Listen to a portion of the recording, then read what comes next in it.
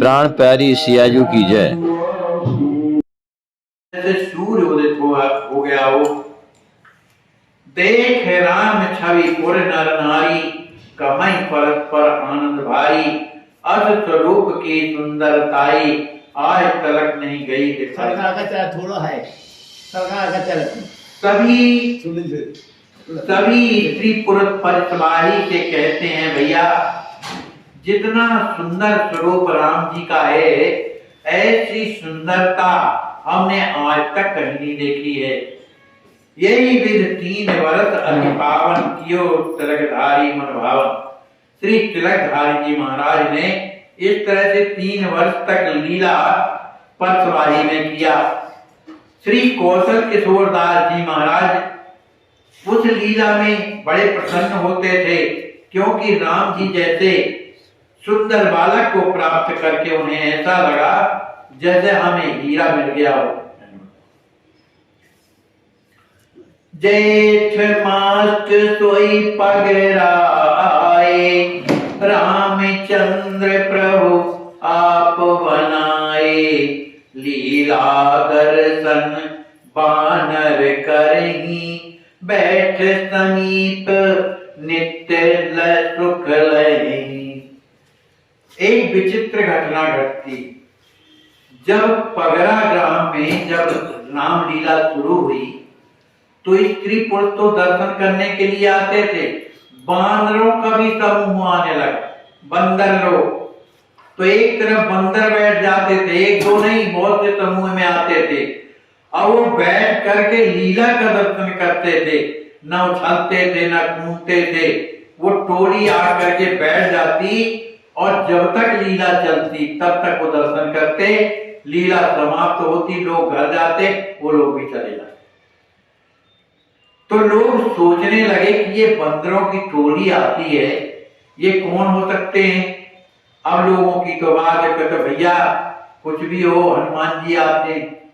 किसी ने कहा नहीं, हनुमान जी क्या आएंगे, हमें तो ये लगता है कि देवता लोग बानर रूप धर धर मही हरि पद सेवम जाए। ये देवता लोग ही बंदर का रूप धारण करके और आए ही राम जी का चरित्र देखने के लिए। प्रथम महोत्सव भयो सुहावन, सकल भांति मन मोद बढ़ावन।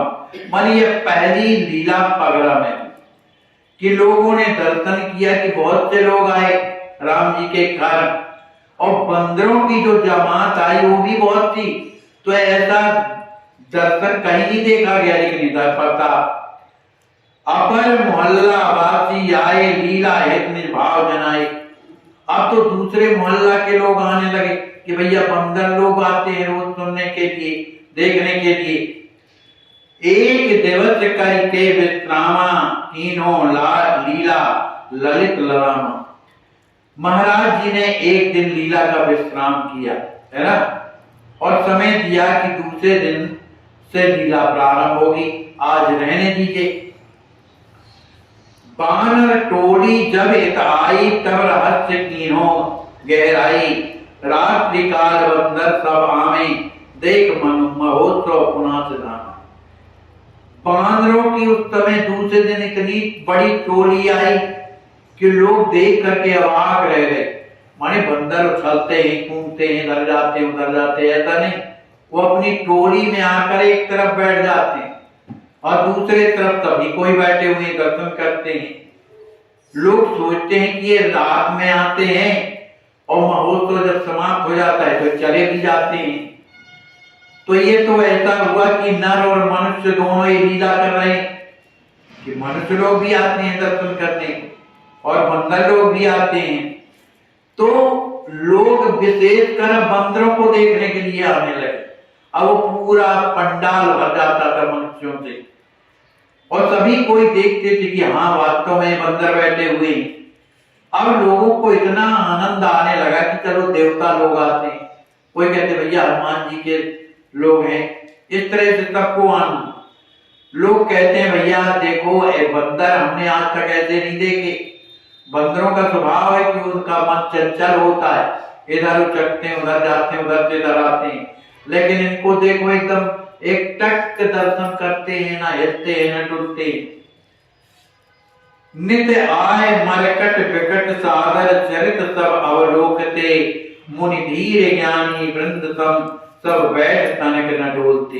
इन बंदरों को तो देखो, इस तरह से बैठे हुए हैं जैसे बड़े बड़े मुनि महात्मा ज्ञानी वृंद किसी पर विचार करते हुए या भगवान में प्रदर्शन करने के लिए बैठे। इसी तरह से बालक बंदर भी तनिक न डोलते, ये हिलते तक नहीं है। नर बीच बंदर देखे अद्भुत बात सबको लग रही, नहीं जान पाए कौन आकर देखते लीला सही। ये लोग जान नहीं पाए कि मनुष्यों के बीच में ये बंदर आके जो बैठते हैं और लीला का दर्शन करते हैं, आखिर ये हैं कौन कि रात्रि में इतनी भारी संख्या में बंदर आते हैं।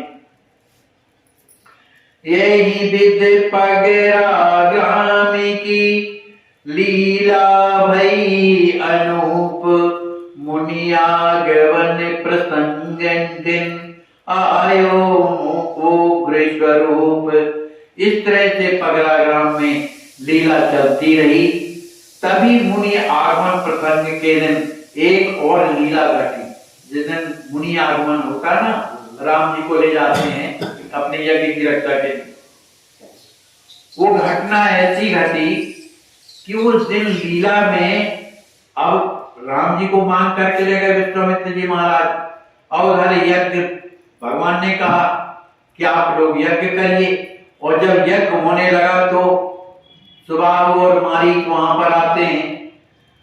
तो एक राजा राम नाम के पंडित जी थे, वो मारीच बने हुए थे और दोनों राम जी और मारीच में युद्ध चल रहा था। अब बड़ी देर हो गई, राम जी को मारते मारते बाण वो अपना कला कौशल दिखा रहे थे मारीच। तो राम जी ने धीरे से कहा कि देखो हम बहुत थक गए हैं भाई, अब आप जो है मत जाओ। बोले राम जाओ तुम भाई, अब नहीं मुझसे होए लड़ाई। अरे भैया तुम भाग जाओ यहाँ से, गिर पड़ो किसी तरह से, हम बहुत थक गए, हम लड़ाई नहीं कर सकते।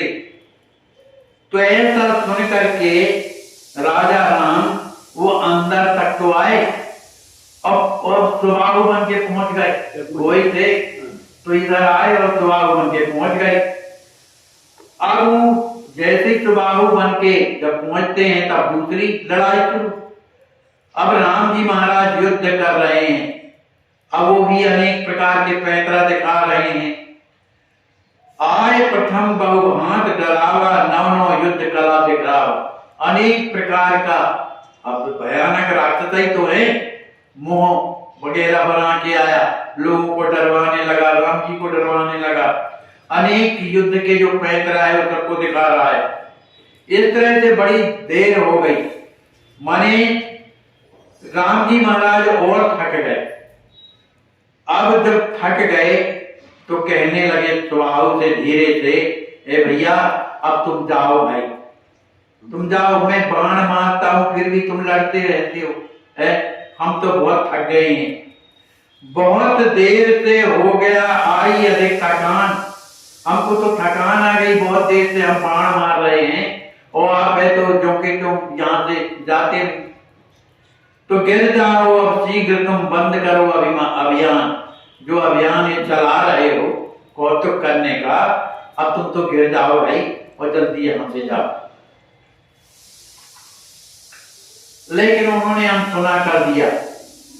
अब लोग देख रहे हैं, अनसुना कर दिया और बार बार जो व्यास जी हैं उनको बता रहे हैं कि आप मने ये या यहाँ से चले जाओ बार बार, लेकिन उन्होंने ध्यान नहीं दिया।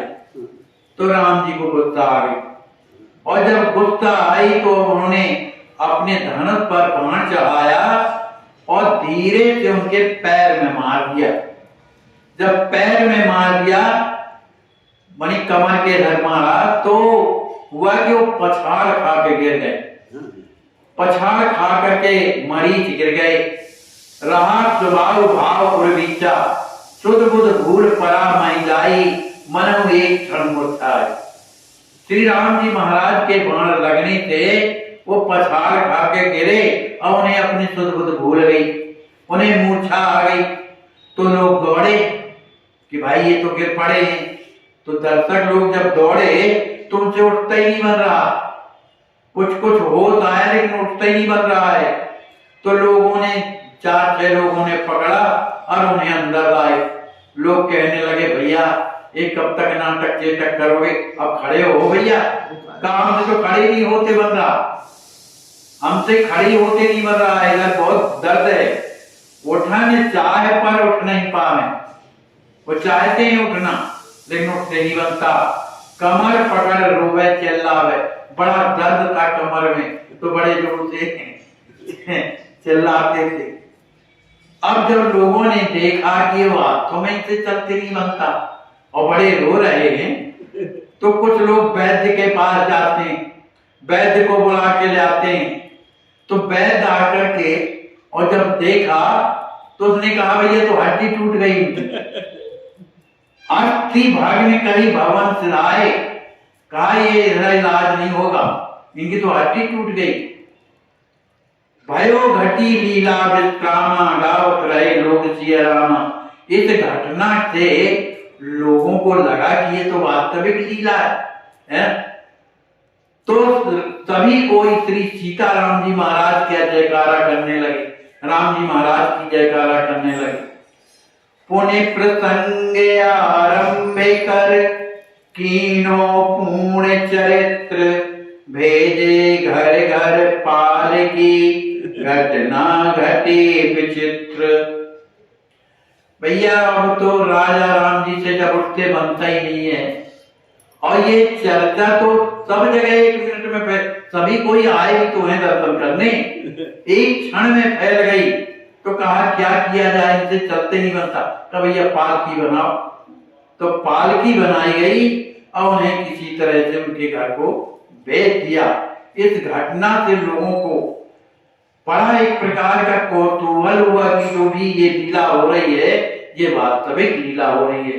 बोलिए श्री सीताराम जी महाराज की जय, सदगुरुदेव भगवान की जय, श्री हनुमान जी महाराज की जय, जय जय सीताराम। आप यह जो दृश्य देख रहे हैं, ऐसे आज भी हजारों लाचार वृद्ध अस्वस्थ हालात में पड़े हुए तड़पते ईश्वर अल्लाह से मना रहे हैं कि अब मैं जीना नहीं चाहता, सहा नहीं जाता, मुझे ले चलो। आइए, अगर आपके दिल में ऐसों के प्रति दर्द है तो ट्रस्ट के साथ मिलकर अपने अवकाश प्राप्त समय का दान देकर अपनी बौद्धिक योग्यता का, अपने धन का सच्चा सदुपयोग करके इनका दर्द मिटाएं और उस परम पिता परमेश्वर अल्लाह गॉड का प्यार प्राप्त करें। जिंदगी व संपत्ति तो एक दिन हमें छोड़ना ही है, तो क्यों ना हम अपने हाथ से ही उसका इन दुखियों की सेवा में सदुपयोग कर महान पुण्य के भागीदार बने।